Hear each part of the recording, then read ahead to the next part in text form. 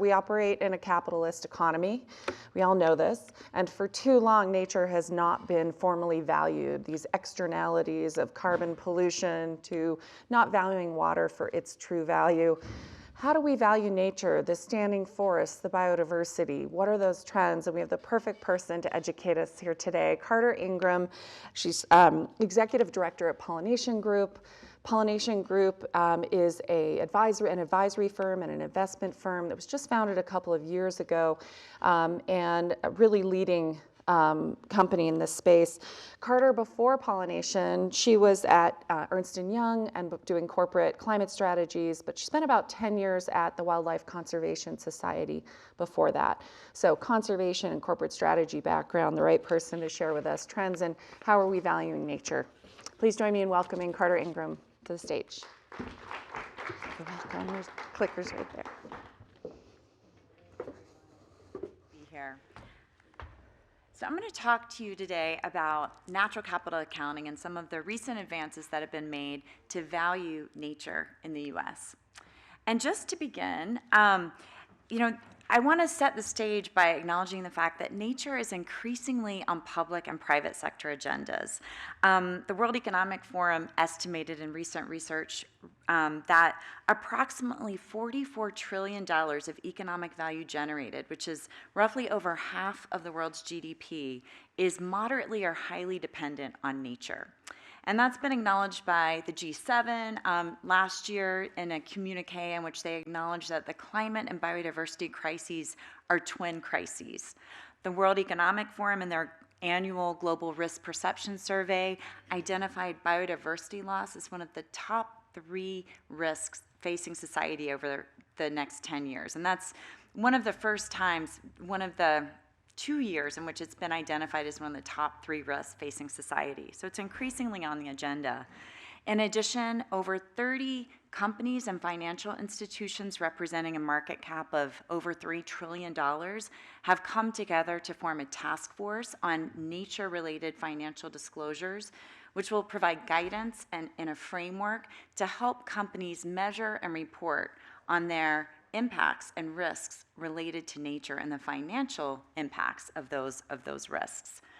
Large financial institutions like BlackRock are now asking some of the companies that they invest in to disclose their nature-related risks and dependencies. So we're seeing significant shifts and a significant attention not only on nature, but the financial impacts of nature loss. In recent years, governments have recognized that they need to increasingly integrate the value of nature into the way in which they think about their economies and the value that nature contributes to their society. Countries around the world are starting to develop what we call natural capital accounts that can help them better measure in a consistent, standardized way and report on the changes in the extent, condition, and health of natural resources that are important for their economies. And the premise of natural capital accounting is that because environment is so important to the economy and our societies, they should be linked with standard economic frameworks and accounting frameworks like the system of national accounts. The system of national accounts help us understand economic productivity and give us the information we need to calculate measures like GDP. But most of those measures don't currently include the health, condition, extent, or value of nature. And that's what natural capital accounts attempt to do, to get that value into our understanding of economies. The UN's created an international standard called the SEA, the System for Environmental and Economic Accounting Standard, that provides a set of rules, classifications, and approaches that allow international comparability in the statistics that are produced by natural capital accounts. And these accounts are being used for a range of different policy decisions and have helped highlight things such as the value of forests to the national economy of Guatemala, for example, that previously wasn't recognized as being as valuable as forests are to the country. Currently, as of 2020, over 90 countries were developing SEA-aligned natural capital accounts, and many more were planning to develop them. And over the past few years, I've had the pleasure and privilege of being a part of a group of scientists, economists, and accountants who came together to try to develop pilot natural capital accounts for the US, since we don't currently have those in our country. And so we came together to compile a range of different kinds of data sources to create a set of land, water, and ecosystem accounts that measure the extent, condition, and in some cases the value of those resources from 2000 to 2015. And really what we've done is we've demonstrated that it's feasible to create these kind of accounts in the US, and we've done it in a spatial way. So the land and water accounts cover, land use, land value. The water accounts cover water use, water productivity, and water supply, and measure those things in a consistent, repeatable way every year at a national scale and subnational scale. The ecosystem accounts were compiled at subnational and regional scales and cover really important benefits that ecosystems provide, like wild pollination, water purification, biodiversity, air quality regulation, and urban heat regulation and rainfall interception. And what these accounts have done is not only demonstrated that's feasible, but they've also demonstrated where more work is needed to really develop and implement these kinds of accounts in a national system. But even though they're not complete, they've already highlighted really important trends, like changes in land use throughout the country during the time period, which revealed declines in forest cover, cropland, and pasture land, and changes in land value across the country during the time period. It also revealed that we're losing ecosystems that provide water purification benefits in the Southeast, and that trees are providing really important services with respect to urban heat mitigation and rainfall interception in cities.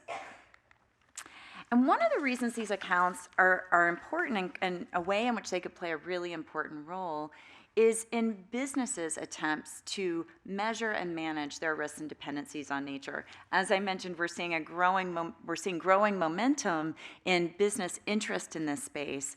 But one of the big challenges that groups like the Capitals Coalition have revealed with respect to businesses better measuring and managing their impacts on natural capital is that they don't always have the right data to do that. And they've identified a set of, with businesses, they've identified a set of factors that enable business to use natural capital information. And natural capital accounts can help address some of those factors, including providing relevant information related to natural capital impacts and risks that are important to businesses, but also by providing accessible, high quality, and credible data, especially because of the alignment with this international CS standard. And there we go. There are a range of different kinds of businesses that natural capital accounting, a lot of types of business decisions that natural capital accounting information can help support, especially for businesses that are in sectors that are highly or moderately dependent on nature, either directly or within their supply chain. And you can see on the right-hand side, there's quite a few sectors that are either highly or moderately dependent on nature. And we've identified as a group what some of these key business decisions are. And what's important is that most of business impacts and risks associated with nature are location specific. And so these natural capital accounts, when they're developed to be spatial in nature, can be really helpful for businesses in understanding some of their location-specific impacts and risks associated with nature. So just to give you a few quick examples, a lot of companies, as you know, are making investment decisions related to regenerative agriculture or forest carbon investments. The land accounts can help identify where those kinds of investments might be possible from a land cover and land use perspective, but also where they might be economically attractive from a land value perspective. But when those investment decisions are used alongside the ecosystem accounts, you can also assess whether you'll get co-benefits from a water purification perspective, a carbon storage perspective, and a wild pollinator perspective. and/or if there are any risks associated with those kinds of investments if you use the water accounts to identify changes in water supply or water quality over time. So there's a range of different business decisions that these accounts can support. And if you want to learn more about the individual accounts or how they can be used to support business, we've got a special issue out in the journal Ecosystem Services that you can access here. And I want to end, I'm almost out of time, but I want to end with good news. That is, on Earth Day in 2022, the U.S. government announced that they will be developing a system of natural capital accounts and environmental statistics. This was established in an executive order, and this is really exciting because it means this pilot work will be expanded and integrated into the way in which our government tracks and values nature, and hopefully will be integrated into the way in which we understand our economy. The strategic plan for these accounts will be released in 2023, in early 2023, and will set out a vision for the next 10 to 15 years. So hopefully this is an important first step in really integrating the value of nature into our economy and our GDP. Thank you.